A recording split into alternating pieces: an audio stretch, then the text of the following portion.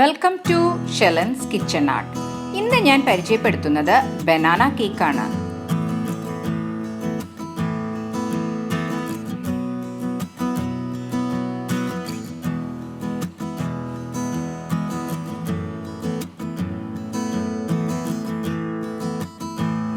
ബൗളിലേക്ക് 2 കപ്പ് മൈദ ചേർക്കാം, 1 spoon baking powder, 1 spoon baking soda, 1.5 cup പഞ്ചസാര, പൊടിച്ചെടുത്ത പഞ്ചസാരയാണ് എടുത്തിരിക്കുന്നത്.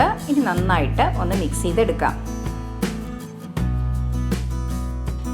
ഇനി നമുക്കത് മാറ്റി വയ്ക്കാം. 6 പഴുത്ത ഞാലിപ്പൂവൻ പഴം എടുത്തിട്ടുണ്ട്.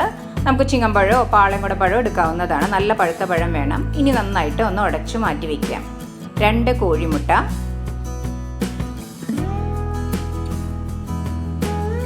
1/2 കപ്പ് പാല്,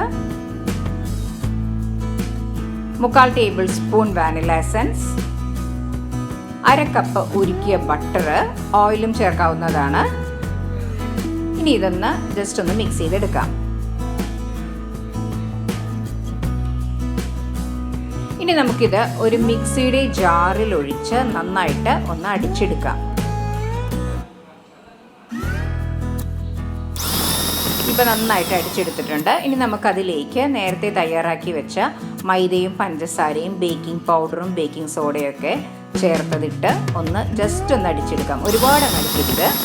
ഇപ്പം ഒന്ന് അത്യാവശ്യം അടിച്ചെടുത്തിട്ടുണ്ട്. ഇനി നമുക്ക് ഒരു കേക്ക് ടിന്നിലേക്ക് കുറച്ച് ഓയിൽ ഒഴിക്കാം. നെയ്യ് വേണമെങ്കിലും ഒഴിക്കാവുന്നതാണ്. ഒന്ന് ബ്രഷ് ചെയ്തെടുക്കാം. അതിലേക്ക് നമുക്ക് ഈ ബാറ്റർ ഒഴിക്കാം.